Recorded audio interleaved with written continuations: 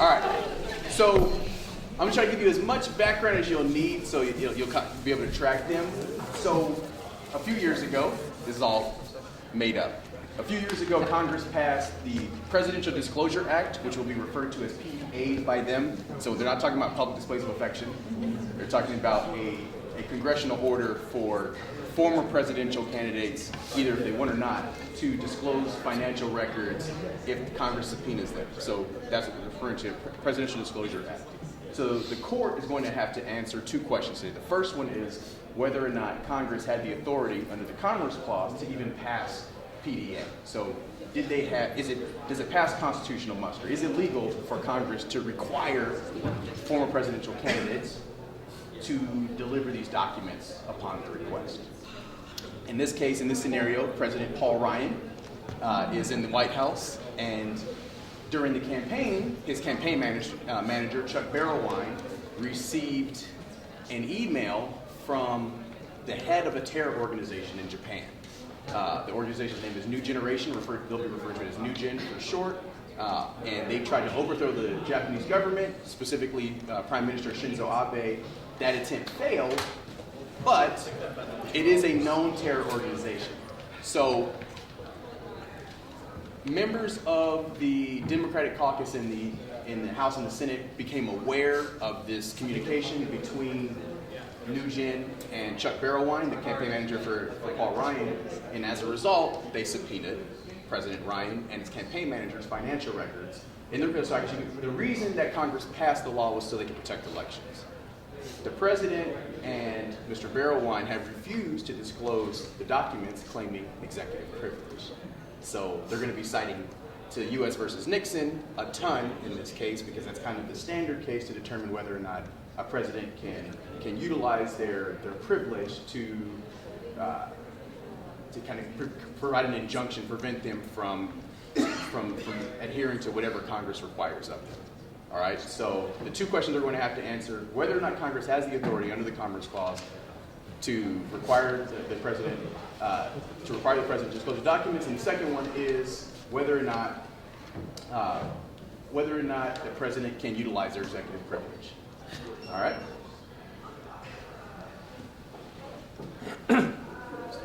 All rise. The Honorable, the Chief Justice, and the Associate Justices of the Supreme Court of the United States. Oyez, oyez, oyez. All persons having business before the Honorable Supreme Court are admonished to draw near and give their attention, for the court is now sitting. God save the United States and this honorable court.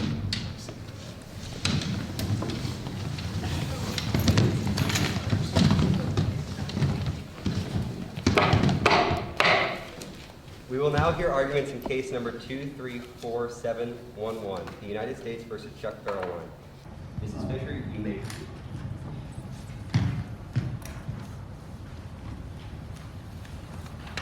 Mr. Chief Justice, and may it please the Court, we urge you to find both that the passage of the Presidential Disclosure Act of 2014 was constitutional, and that President Ryan may not be granted an exception to adherence to this law at this time.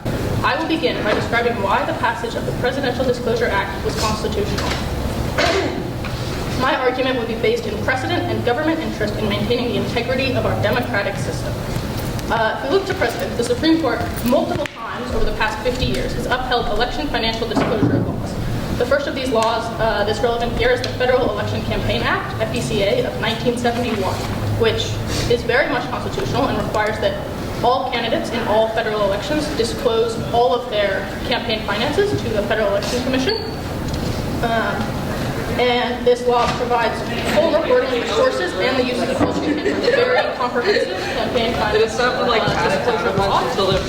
And this law has been amended many times since it was enacted in 1971. And many of those amendments have reached the Supreme Court, but never has the concept of financial disclosure during a campaign been struck down. The only things that have been struck down about this law was financial limits, basically like campaign contribution limits as being a First Amendment violation, but the Presidential Disclosure Act in no way limits the amount that a person can contribute. So basically all of these previous cases about the Federal Election Campaign Act show that the concept of Congress requiring election candidates to disclose their finances from their campaign is very much constitutional. In this specific case, though, we are addressing Congress's power and trying to decide if their commerce authority extends to the PDA. In U.S. v. Lopez, the court lays out three main ways that Congress can exercise their commerce authority.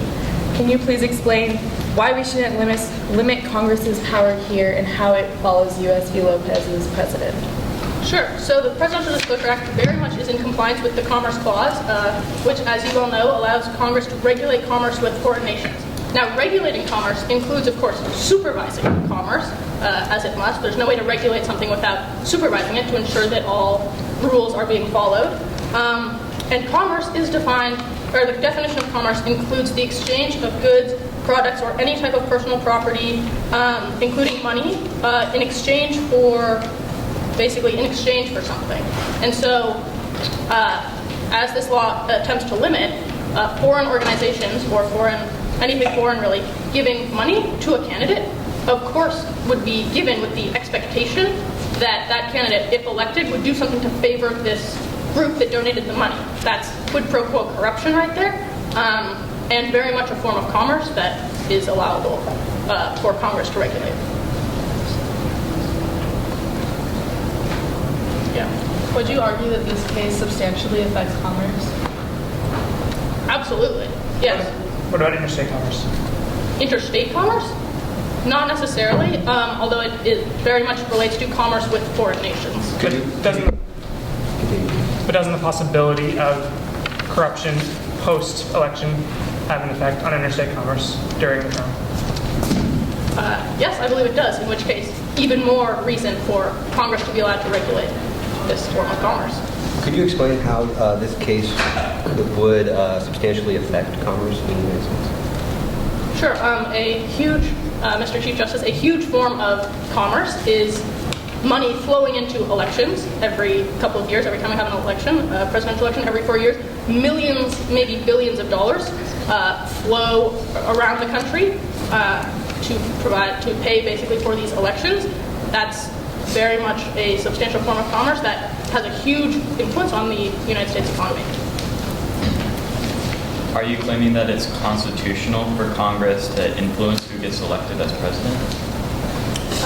Justice, absolutely not. Congress has no reason to influence who gets elected, but they do have a very legitimate government interest in ensuring fair federal elections free of foreign influence. The PDA states to give the United States Senate oversight authority over matters concerning federal elections. If this means giving the legislature authority over an executive matter, couldn't this disrupt the balance of power between the three branches of government? Great question, Justice, although it does not, because while we do have a doctrine of separation of powers, we also have the doctrine of checks and balances. And if, say, we only allowed the executive branch to monitor elections to the executive branch, we would have a dictatorship. No president would ever lose an election because the sitting president would skew the election regulation to always favor themselves. So it's absolutely impractical, infeasible, useless to expect that the executive branch could be the sole monitor of elections to the executive branch. You mentioned that we have a system of checks and balances, which is true, that the framers intended for that to be the way that our government system operates. But the other ways, or the various ways that Congress can check the power of the president are examples like overriding a veto, rejecting presidential nominations, those sorts of checks of power. So how exactly does Congress's authority of overseeing the president's financial records for campaigns follow these types of checks of power? Thank you, Justice. The Congress's ability in this case is to ensure fair federal elections. So it's not that they are trying or not, it's not that we, Congress, are trying or not trying to influence the actions of any sitting president. What we are concerned about is the election. That the actions of all candidates are done in a way that ensures a fair federal election free of foreign influence. The point of the PDA is to give the United States Senate oversight authority over matters concerning federal elections, but this election has already been completed. Can the PDA be used in a past election where the parties involved have already been sworn in and commenced acting in their new capacity? Thank you, Chief Justice. Yes, in fact, the PDA specifically addresses that, where it says that in Section 228.1 in part 2 of that, where it says exemptions for winning or losing, or with exemptions for winning or losing elections will not be granted.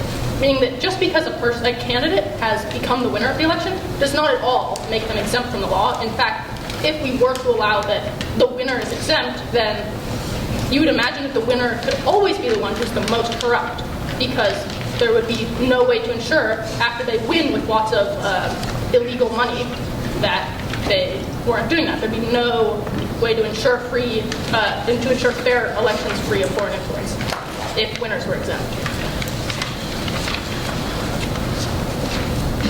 All right, I also would like to point out the legitimate government interest, which I mentioned a little bit already, and point to some precedent that the Supreme Court or other federal courts have used when weighing legitimate government interests versus questions of constitutionality, and that several times, actually, the legitimate government interest has won out. And I urge you to view this the same way in this case. For instance, in the district court case Blumen v. FEC, the court found the United States government has a very compelling interest in limiting foreign citizen participation in American self-government. So that concept that the PDA is addressing is already found to be constitutional, and so the whole purpose of the PDA is already accepted by the federal judiciary. Additionally, in the case McCutcheon v. FEC, it was found that the role of the court in campaign finance issues is to assess the fit between the government's stated objective and the means used to achieve this objective. And I would argue that in the case of this Presidential Disclosure Act, the means and the goal match perfectly. The goal being to ensure fair federal elections free of foreign influence and corruption, and the means for that being a review of all campaign finances. It seems like the perfect and the most logical, best way to ensure that goal. Thank you, Ms. Fisher. Ms. Sullivan.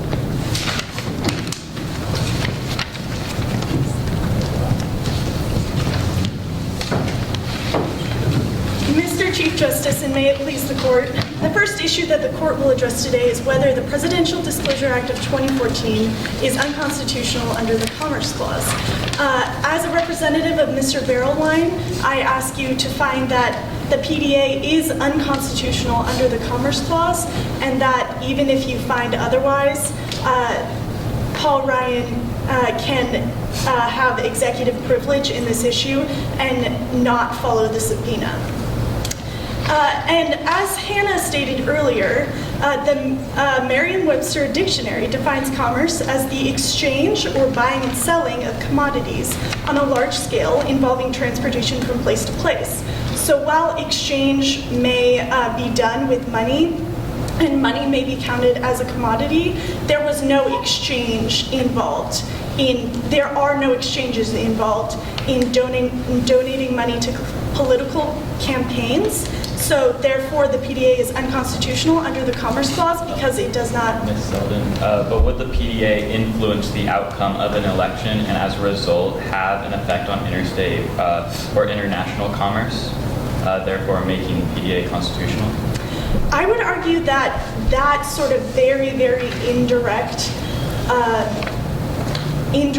cause is not similarly in U.S. v. Lopez. The court ruled that the federal government could not make laws concerning whether kids could bring guns to school because that is too far from the Commerce Clause and too much of a government extension of power. So you could argue that influencing a presidential election would affect commerce, but under that argument, then Congress could just decide who the president was in order to regulate commerce, which is definitely unconstitutional. So I'd like to bring this back to commerce, and while your definition may be correct, one of the three regulated factors of commerce involves the instruments thereof, which would be the money. How do you propose that the new gen funds are not instruments of commerce and therefore able to be regulated by Congress? Mr. Justice Shoemaker, I would say that it's not an instrument of commerce in this case because the money is not participating in commerce. And so I have an example from our everyday lives that you might be able to relate to. So if I stopped on the side of the road and gave a homeless person $10, and then that homeless person went and bought a candy bar that was made in a different country with the $10 I gave them, the act of the homeless person buying the candy bar is interstate commerce, but my donation of the $10 has no effect on interstate commerce whatsoever. So you're claiming that donations to any nonprofit is not an example of interstate commerce? Yes, because so if the PDA regulated the how campaigns spent their money, then that would be an obvious example of interstate commerce, and my co-counsel and I would agree that that is constitutional. However, the donations cannot be regulated because they have too little of an effect on interstate commerce, and that would be too far But of an it does extension. have an effect on interstate commerce. Even if it's too little, it does have an effect on interstate commerce. I wouldn't say that it has an effect because you can't name the specific market that it would have an effect on that Congress wants to regulate, because after the money has been given by New Gen, in this case, to Berrelwhine and Paul Ryan, it's Berrelwhine and Paul Ryan that have the decision of how that money affects interstate commerce, and regulating or overseeing and regulating the money that New Gen or any other organization gave to Paul Ryan would not help Congress in regulating specific markets. I understand the argument that the effect is indirect and therefore you can't quantify it, but isn't that, in that argument you're actually stretching farther than even you're claiming the money would go to your subject campaign, isn't it? Do you not think it's a little bit illogical to claim that that money, despite the fact that it is not directly connected, it was not requested, and you had no control over whether it was donated. It has ostensibly an effect, and a significant effect, over the not only the outcome, but the 4 years that the president spends in office. Well, I would say that the president has no obligation to, if the president receives this money from New Gen, it's a donation. The president has no obligation to New Gen. So if the president thought that that might influence him, then he could instruct Berrelwhine, or Berrelwhine could not take the money from New Gen. But with these, the ideal is that the president is separate from that. The donations, this is not an exchange because New Gen isn't buying the president's trust or the president's favor. Excuse me, how does a major party candidate potentially fraternizing with a terrorist organization not fall under the purview of congressional oversight? Ms. Justice Peach, I would say that this doesn't fall under commerce oversight at all. This separately, fraternization with terrorist organizations can fall under Congress's purview, but it has nothing to do with commerce. So it was an accidental relationship, is essentially what you're saying. Yes.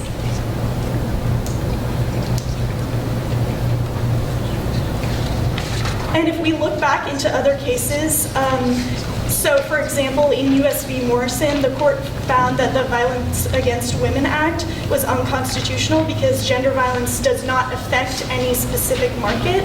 And so in the same way, the donations to campaigns do not affect any specific interstate or international markets. So the trade of money between two different countries does not affect any market? Only if it's an exchange of goods. And there was no exchange in this. There was only a donation made.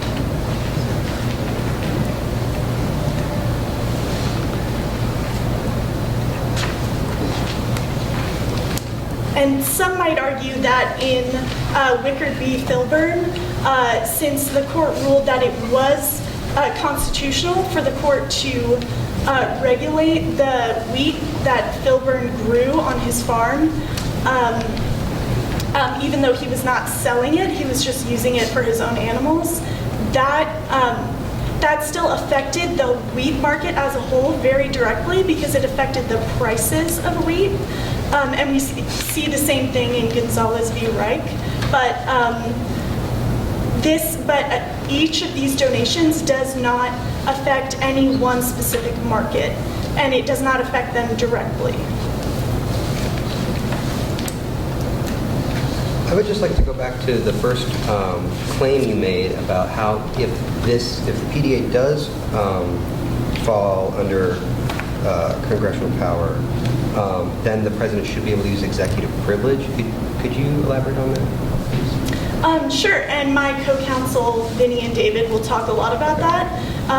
But since this has a lot to do with foreign relations and national security, the court has, in many cases, been very deferent to that need of the president to protect national security. Thank you, Mrs. Ms. Bush.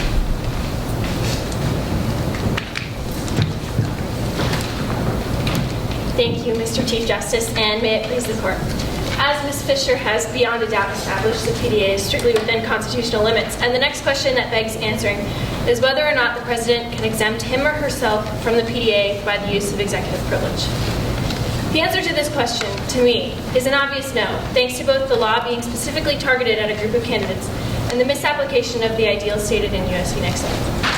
Firstly, this law applies to every candidate, so it would make no sense for the president to be exempted just because he's the winner and therefore can apply executive privilege. In an Olympic race, would you test everyone except for the winner for doping just because they won? Doesn't that mean like the person who dopes the most might actually become the winner? Secondly, this case is misconstrued as a parallel to U.S. v. Nixon, whereas there are significant differences in circumstance and application. First of all, in U.S. v. Nixon, it stated that if the president has an interest in keeping military or diplomatic secrets, they are allowed to exert executive privilege. However, I would argue that in this case, this is not a military or diplomatic secret at all. While it is a secret relating to diplomacy, diplomatic secret is defined by dictionary.com as the conduct of government officials in negotiations and other relations between nations. First off, this was unofficial conduct. The President, Paul Ryan, was not acting as a president, he was acting as a candidate for president, so what he did does not represent the United States. Secondly, this is not a diplomatic secret because his dealings with Nugent were not a contract or relation with another nation, they were with a company in a foreign nation. In U.S. v. Nixon, they also established that the president has a right to exert their executive privilege power in issues of national security interests. So can you please talk about, is Nugent a sufficient threat to national security? For sure, and I think that, for sure, Justice Adler, and I think that while this is a threat to national security, I think the structure of our democracy relies on honesty and openness from all of our candidates, and if we can't make the candidates comply with honesty and openness, then what's the point of having national security if our nation is crumbling inward? So you're arguing that it is a national security interest? No, I don't think it's a national security interest, but even if it is a national security interest, I believe that the structure of our democracy should come first. So then what does it take in order for a president to utilize their privilege for national security interests, if not to thwart the efforts of a terrorist organization who has already tried to overthrow a sovereign government, and in this case, Japan? See, but Mr. Chief Justice, in this case, our president was helping the terrorist organization. The terrorist organization was donating to our president and was probably expecting something in return. That's what quid pro quo corruption is. And I believe that we would actually be helping overthrow the Japanese government if we were to not disclose this. So were you arguing earlier that openness is more important than the security of our nation? Yes, I am. I believe that our democracy must come first, because if our democracy is crumbling in on itself, if we can't even trust Americans, then how are we to establish national relations with other countries? We can't necessarily have a democracy if national security, I mean, you can have threats to the well-being of not the democracy but the people. The people are more important than this idea of democracy. Are you saying that this isn't a threat to the people? No, having our president help a terrorist organization isn't a threat to the people or the security of the people of Japan, whom we also the democracy and the people are protecting? exclusive. What?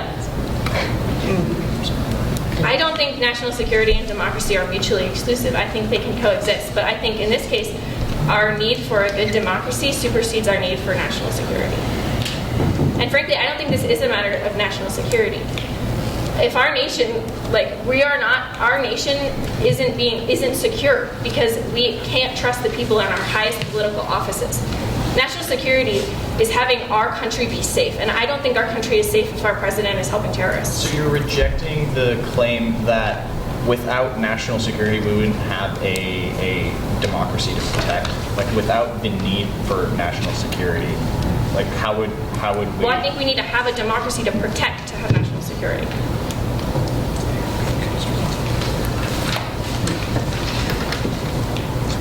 Can we bring it back to the commerce? And can you speak to the precedent set in U.S. versus Morrison, where the court found that the Violence Against Women's Act did not fall under Commerce Authority because there was only the possibility that it could affect commerce and not a guarantee? Because it seems like in this case, so are you claiming that Congress has the authority to control aspects that could potentially affect commerce? Yes, I believe so. And I think that this isn't just going to potentially affect commerce. This already did affect commerce. If Nugent is donating, I'm sorry, I just said no dating. If Nugent is donating to a presidential candidate, then they're expecting something in return. How would you respond to Ms. Selvin's claim about it's the exchange of goods that is interstate commerce and not the exchange of money? Well, there's a saying in the Greek languages that says there's no such thing as a free lunch. Because no matter what happens, if someone gives something to someone else, they're expecting someone in return. I think that your argument of expecting something in return is kind of like a possibility. It's not something that's definitely happening. And going back to what my fellow justice was saying about U.S. versus Morrison, the court set a precedent here that the Commerce Clause could only be applied to things that directly affected interstate commerce. So wouldn't the PDA clash with this set precedent not to extend the Commerce Clause for things that could potentially affect interstate commerce, but not necessarily? Well, the court also set a precedent when they upheld the FECA, as my colleague Ms. Fisher talked about, in multiple cases that came before the court, in that they want to disclose the finances of candidates. And actually, one of our sitting presidents has actually had to answer for, has had to answer for the FECA. For instance, when Obama in 2008, he broke certain rules in the FECA, and he had to pay a huge fine, and it didn't matter that he was the winner because the court cared more about the structural integrity of our democracy. Can I just quickly clarify the exchange that you're talking about? Mm-hmm. You're saying that the donations that Nugent made are influencing Paul Ryan's administration in an overthrow, coup d'etat type thing in Japan. That's the exchange. That's what Nugent was expecting, yes.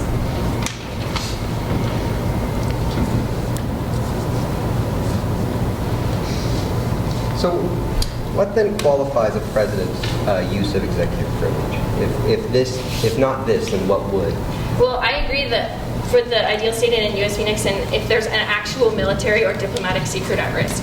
And frankly, I mean, I don't think this is a military or diplomatic secret, as I've already clarified, but I do believe that there's a vested interest in protecting military and diplomatic secrets. And as I've already established before in U.S. v. Nixon, it also pertains to national security interests.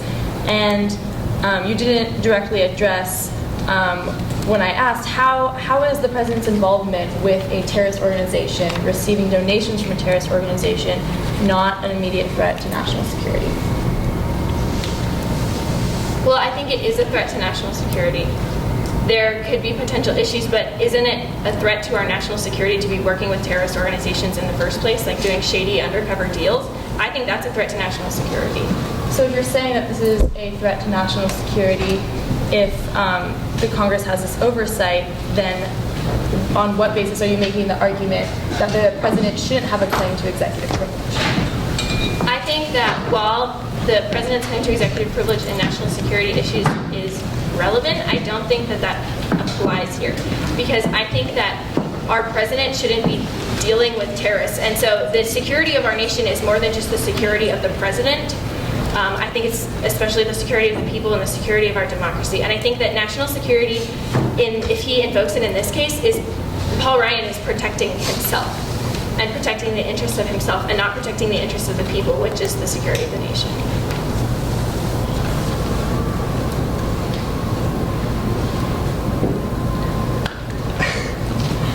Thank you, Ms. Cruz. Mr. Cafarno?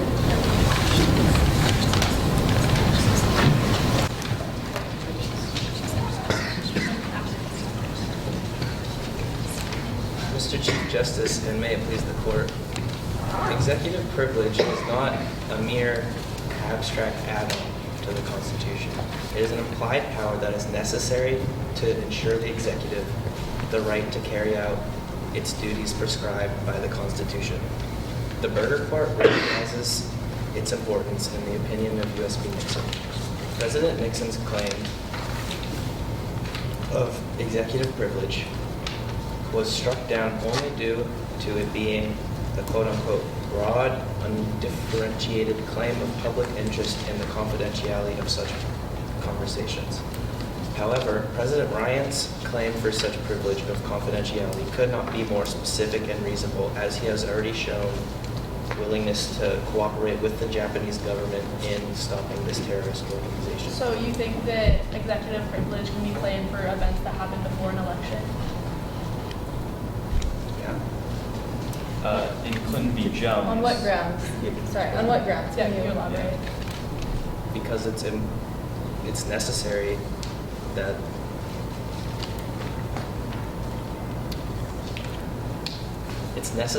the executive branch be able to communicate in secrecy for national security. In Clinton v. Jones, it was held that the Constitution does not grant the sitting president immunity for unofficial conduct. How does President Ryan's defense differ from Clinton's defense of Jones? Well, this was Paul Ryan. There's no evidence of Paul Ryan conducting any unofficial conduct. So that's the difference. How is there no evidence? There's no evidence that Paul Ryan was made aware of the transactions.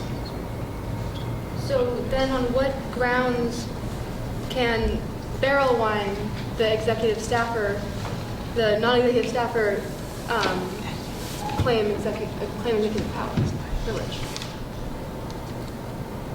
It's not about Berrelwhine claiming executive privilege. It's about the secrets that need to be kept confidential. The secrets that were shared with the Ryan administration that he is giving to the Japanese organization. The second these documents are released, New Gen will have access to them, and the whole counterterrorism cause will be essentially halted. Aren't the documents, the financial records of the campaign and emails from New Gen to the campaign? How is that a public threat to national security? Because those documents give us, the Ryan administration, information about New Gen, which is being shared with the Japanese government. And if New Gen was able to receive this information, New Gen sent the information in the first place. These are correspondence between Ryan and Paul Ryan or the Ryan administration and his campaign officials and New Gen. And I want to push back on the claim that there's no evidence of this. There's no evidence of any collusion because he won't release these records. So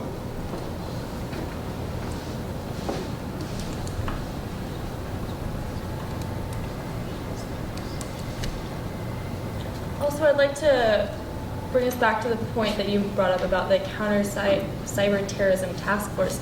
How specifically does requiring the disclosure of these financial documents thwart the efforts that the United States has made to counteract the terrorism in Japan?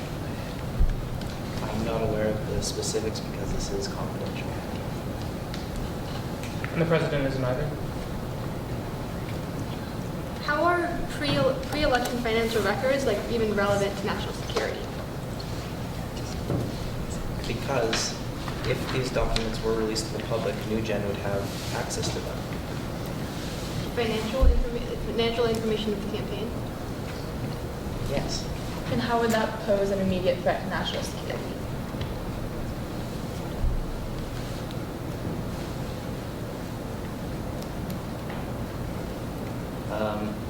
David will address this in his arguments. By running for president with knowledge of the PDA, do presidential candidates waive their right to contest it?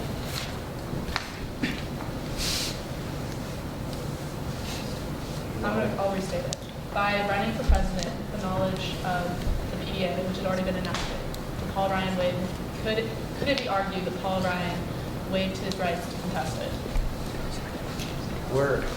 We are conceding the fact that the PDA, or that presidents can be subpoenaed, not and a broad, undifferentiated claim of public interest does not prevent them from being able to be subpoenaed. But we are arguing that national security is at risk with the publicization of these documents. The question was that because the PDA was already a law before the presidency, and he was running for president with the knowledge that the PDA was a thing, and that if he became president, he might be asked to release these documents, and he had foreknowledge of that. Can it be argued that at this point he doesn't have a right to protest against that releasing of documents?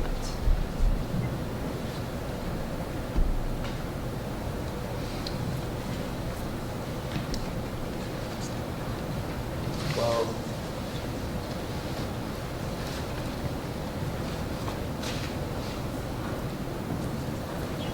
regardless, this is still an assertion by the legislative branch that would cripple the abilities of the president to carry out his Article 2. So are you ultimately objecting to the PDA? That's beside the point right now. Because asking the president to submit these documents is unconstitutional, given the nature of this case and the national security at risk. The precedent of U.S. v. Reynolds is being ignored here. In the 6-3 opinion, your court held that executive privilege, when cause is reasonably demonstrated, which I believe it is, it is necessary and constitutional. Sorry. Yeah. Were you saying that? So you were saying that in this case, there's no need. In this case, you can't be asked to release the documents, but you did not contest that in some cases you would have to release the documents under the PDA?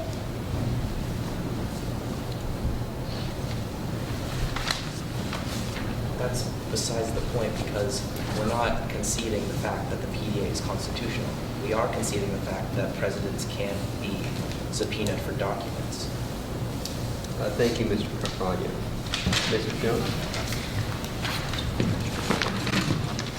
Good start. Mr. Chief Justice, and may I please the court? The president is more than an office. He's the most scrutinized figure in the world. He's the chief diplomat. He has total control of the military. And more than that, he sets a moral precedent for the entire country.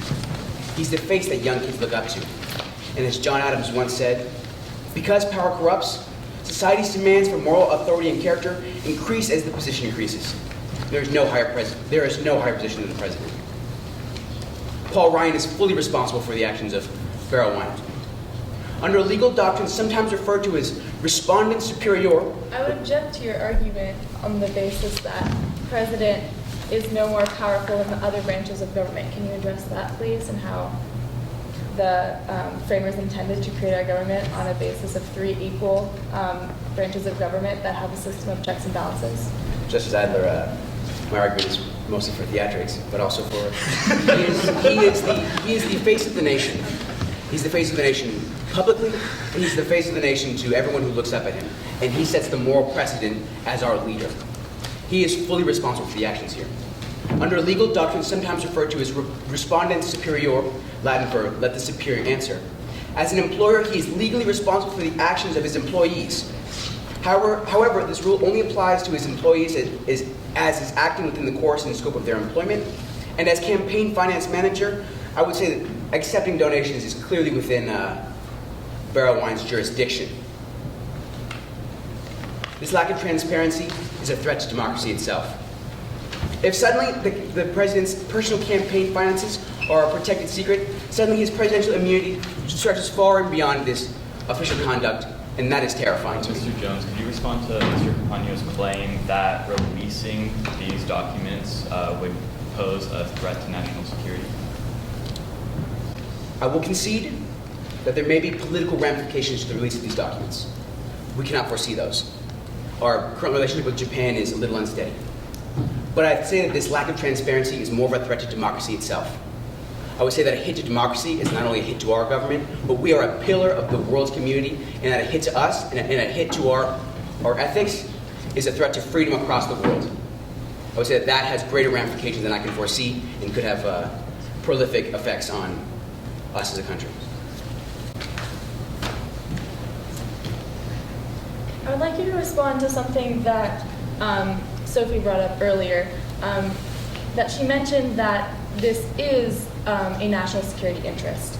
And the court has ruled time and time again, and has even set its own precedent in U.S. v. Nixon, that if it is a national security interest, that the president does have executive privilege power in those cases. Are you asking the court to overturn that set precedent and asking us to ignore the fact that a national security interest is not a valid use of presidential executive privilege power? I would say that the fact that it's a national security interest is a complex issue. I would say that it's a national security interest in the fact that our president is currently colluding with a terrorist organization. I would say that that national security has greatly supersedes any kind of petty political squabbles with another nation, as important as those are. How is a terrorist organization a petty squabble?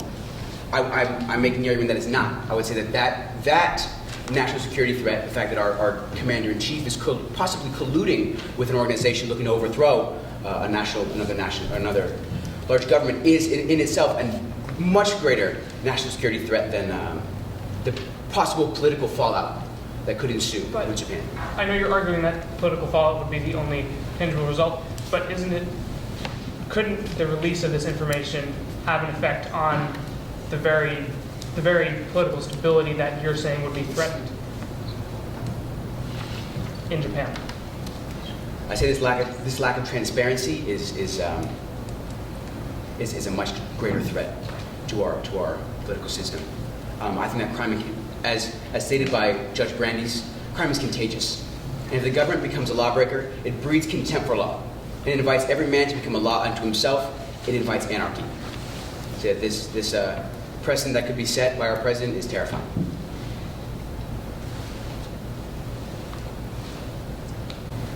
I was wondering if you could address, if you could explain why the PDA should not be treated like the 1990 Gun-Free School Zones Act. That when this court decided that Congress had exceeded its commerce authority there, and explain how this is a different situation. I think as my fellow members quite clearly stated, that there's a much more direct link between the effects of this donation and possible economic ramifications than there is in that case. Can you explain what the possible ramifications are? There's no such thing as a free lunch, and I think directly tying someone who has full control over our military and diplomatic relations to an organization that has a very clear and direct motive could have direct ramifications unforeseen, and that could have reverberations on more than just the economy. Just to clarify, this is an assumption that it could possibly have an effect. I would say that yes, possibly, but I have faith in this assumption because I would say that everyone has a motivation, and that by economically linking yourself to the party, you assume in part their intentions, and with intentions so clear as New Gen, those are unmistakable.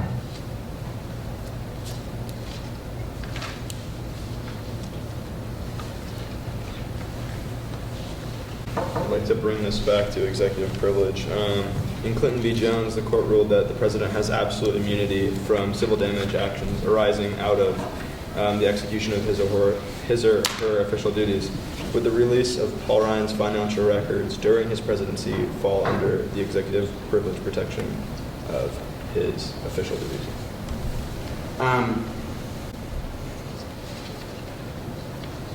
I understand the case protected Clinton from his official duties, and then the intention of the law was to protect what is necessary and to protect the president from political ramifications and fallout.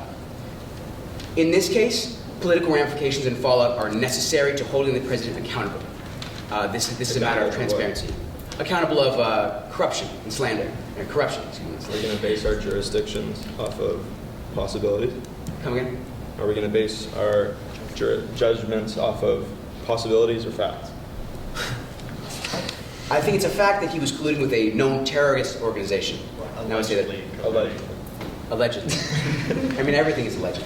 I would say that I'm personally troubled by the fact that President Paul Ryan is not taking this opportunity to dispel a possible connection with a terrorist organization. And I would say that this requires oversight. Are you suggesting that we undermine democracy and make our judgments on assumptions? No, sir. I think that it's important to protect democracy. And I think an important part of democracy is transparency and full communication with our leader. And the fact that this case is here in court today indicates the substantial nature of... I could not agree more. How would you refute the fact that President Ryan is actively working to create a counter-cyber-terrorism task force in Japan? How do you refute that? I think it's really cute. I think that doesn't speak to his possible collusions. I say that maybe he has many motivations in doing such. I can't speak to his motivations this time.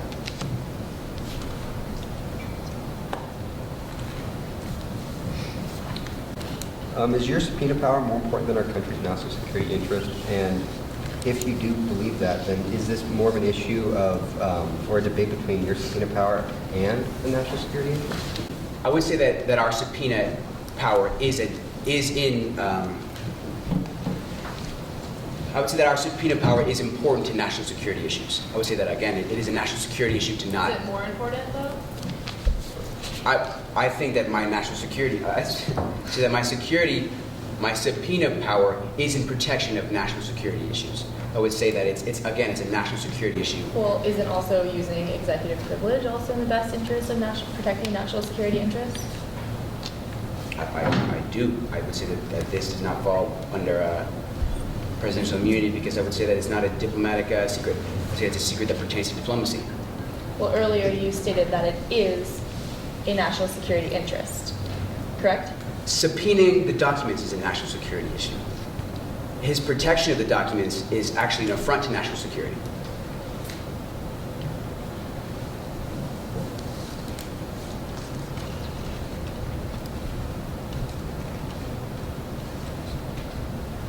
So are you making the claim that Paul Ryan is in fact creating the national security issue here by not releasing the documents? I am, sir. I think that it's a national security issue on two fronts.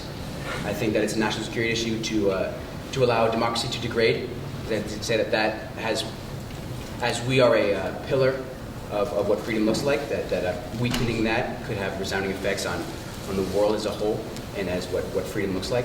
And I would say that not knowing the intentions and extent of communication between our leader and what is known as a terrorist organization is a national security threat.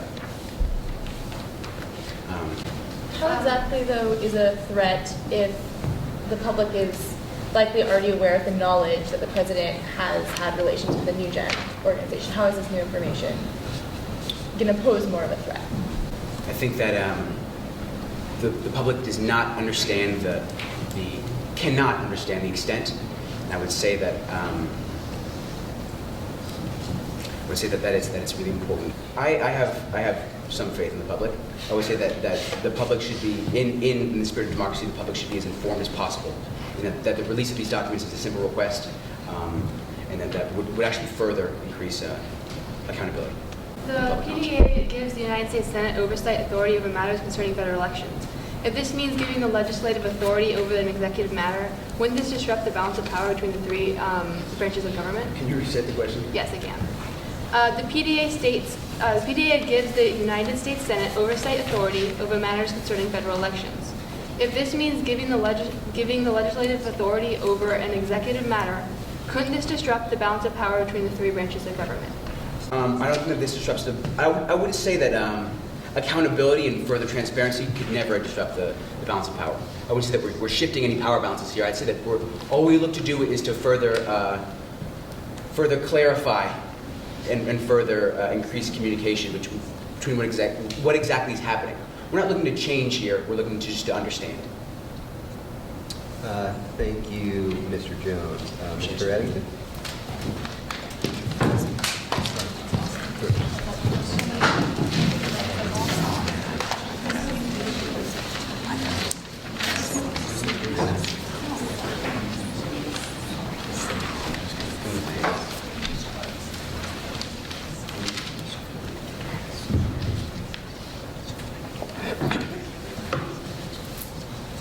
Mr. Chief Justice, and may it please the Court, I would like to further the argument that the PDA is unconstitutional and that executive privilege may hold in this case by responding to questions and statements made in the testimonies of Selden, Cruz, Cafarnio, and Jones, and respond to questions by Justices Adler, Lemonson, and Girard. The first point that I would like to bring up was brought by Justices Girard and Lemonson, who indicated in Ms. Selden's argument that in the PDA Act, she indicated that the PDA would not influence commerce. You guys dissented in saying that the PDA may in fact influence commerce. I would instead argue that if the PDA did in fact influence commerce, it would allow Congress to influence the result of elections by regulating advertisement. And in doing so, a separation of powers is breached. Thus, even if you do not accept Ms. Selden's argument in accepting that commerce would be influenced by the PDA, separation of powers is breached. And thus, either way, the PDA is unconstitutional. I want to respond to your point about separation of powers. How is Congress overstepping their authority when they successfully checked the executive branch's power by finding international influence and corruption in this most recent election? Although they do have the power through commerce to regulate, in influencing elections, in changing another form of government, as Mr. Jones brought up, democracy degrades. In having our democracy degrade, as Mr. Jones brings up, the U.S.'s pillar, as I believe he said, in this world degrades. And thus, the separation of powers is more important than the Congress's ability to regulate commerce in this case. What about our system of checks and balances between the three branches? Mr. Justice, in this case, this is right here is the regulation and the checks and balances. In you guys striking down the PDA, we are keeping the separation of power in check. This right here is how we regulate. The next point I would like to bring up is brought by Ms. Cruz, who argued that this is not a threat. Well, sorry, excuse me. Let me rephrase. Justice Adler, you questioned how, to Ms. Cruz, the PDA is not a threat to the government. And Ms. Cruz, just completely avoided your point. And what's more, when Jones came up, he said yes. In fact, this is a threat to national security. I would argue that in Nixon and Reynolds, two cases from you guys, you indicated that in order for executive privilege to prevail, you need to balance two things: the claim of executive privilege and what it protects. So in this case, executive privilege protects national security for the U.S. It protects national security by preventing the U.S. relations to other countries being persecuted. If we were to release these documents, the U.S. relations with foreign countries would degrade. And that is a national security threat to us. However, none of the petitioners indicated how releasing these documents would aid in any way to the U.S. They argued that it is a moral obligation for the president to be to be honest and to be open. But in this case, there is no real need to release these documents. I would like to respond to that. Mr. Jones actually argued that it was a risk to national security to not release these documents rather than release them. I believe it would be a bigger risk to national security to release them. If our relationship with foreign nations degrades, then that is a risk that we can't afford. Additionally, this pillar that you guys are going on about, this idea of the United States as a world leader, it's not, that idea isn't degraded by the withholding of the documents. Could you repeat your question, please, Mr. Justice? If this idea of the United States as a I'm forgetting the term, a pillar of democracy. Pillar of democracy, or a world police, I guess, isn't that idea degraded, and therefore the potential for national security threats arising increased with the withholding of the documents, since the office of the president is ideally, as Mr. Jones stated, an honest and moral, if I can use that term, institution. I believe our pillar would degrade more if we were to compromise the democracy which we stand for. And having the Congress be able to regulate the elections of a president, I believe that is a huge problem in our democracy. And in doing so, that would degrade our pillar of democracy, as Mr. Jones has once again said, even more. I think you began to answer this, but I'd like to clarify. So how does claiming executive privilege in this case protect the public and or national security interests of our country? In releasing these documents, Mr. Chief Justice, I believe that the relationship between the U.S. and foreign countries would be negatively impacted. This would influence everyone's relationships, not only with other countries, but with commerce. In me having a degraded relationship with China, say, maybe my product doesn't sell as well there, and therefore it impacts me and every citizen of the United States individually. Can you expand on how it would have a negative impact on foreign relations? I believe if other foreign nations believe that the president was, if they interpreted the documents that we released in a negative light, they would have a lower view of the U.S., and therefore it would affect our relationship with that country. I am still unsure how releasing financial documents affects other countries' perception of us negatively, and I also question that it is already public knowledge that Paul Ryan received financial support. How would the details being known make the situation worse? Ms. Walrod, I believe, Ms. Justice Walrod, excuse me, I believe at this point there are only allegations, and therefore they have no pertinence until proven wrong, and therefore there's no degrading fact there. But how would it not be in the Ryan administration's best interest to release these documents instead of letting these rumors like fester and like become more than they actually are, and like as we know that happens in our like current media system and such? How is that in any way beneficial to the Ryan administration? Although, Mr. Justice, the release of these documents would put to rest all rumors, in doing so, as I've mentioned, the national security and the U.S. interests would be degraded, and that is far more influential than these rumors. So you're saying clarifying and putting all the rumors to bed is not will result in more more national security issues than leaving it be? Rumors die out, I believe, Mr. Justice. But I don't think that foreign relationships do as quickly.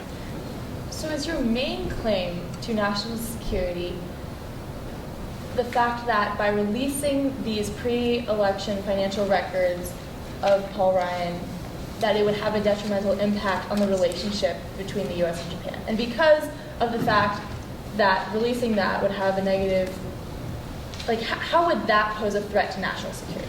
Justice Adler, I know as little as you do about what is contained in these documents. I have been given as much information as you have, and at this point I am going off the claim that there is a national security risk in these documents, and in releasing them it would be a negative impact. I know as little about what is contained in these documents as you do. I only know that they would negatively impact our foreign relationships. And going off of that, if New Gen was not a terrorist organization, would Berrelwhine need to adhere to the PDA? Yes, I believe so. So your only claim to using executive privilege to protect national interests is because of the terrorism threat that New Gen proposes? I believe that they would need to adhere to it if they were not in the presidency. So PDA is constitutional? Yeah, wait. Could you say that again? repeat that again, please? I believe that PDA, in this case, in being able to regulate someone who has already been elected to, I'm merely going off the current situation that we have at hand, in which the interest of a president is so much more important. But going back to your previous point, you're saying if this was not a national security interest, that the president would need to adhere to the PDA. Ms. Adler, I misspoke. I would like to strike that from the record. Can you please refute the point then and answer the question again?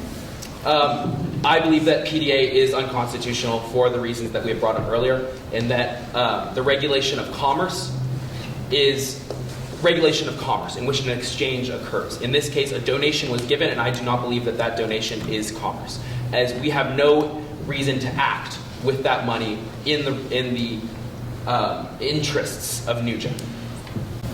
But haven't you already acted in the interest of New Gen by being elected? Yes, however, that is independent of New Gen. We are not doing it because New Gen wanted us to be elected. We are being elected because we wanted to be elected, and because our goals align with New Gen does not indicate that we are acting as New Gen's will. The last point I would like to bring up is referring to cases Nixon and Reynolds. This is the point that Mr. Cafragno was bringing up earlier, in which in the case of Nixon, the court decided that if a national security interest was at risk, that executive privilege would overhold. You guys earlier brought up how in Lopez, in Clinton, I believe it was, the claim of executive privilege did not hold. That was a claim of a lawsuit. That had nothing to do with national security. It was a completely different case. It had nothing to do with subpoenas, and thus that precedent does not hold in this case. Instead, Nixon holds, and Reynolds, who refers to Nixon in indicating what substantial claims need to be met in order for executive privilege to hold, those two cases are relevant and pertinent history. In those cases, if the claim of executive privilege, which in this case is national security, outweighs the zero indication of how these release of documents is in any way pertinent, which has not been presented by the petitioners, directly at least, in this case, it is clear that the claim of executive privilege must hold. So just to clarify, I think we touched on this earlier, but you were asking us to completely nullify the Presidential Disclosure Act and not just exempt Ryan from its reaches in this specific case. You're asking us to completely nullify it? Yes. Thank you, Mr. Eddington. Thank you. This case has been submitted.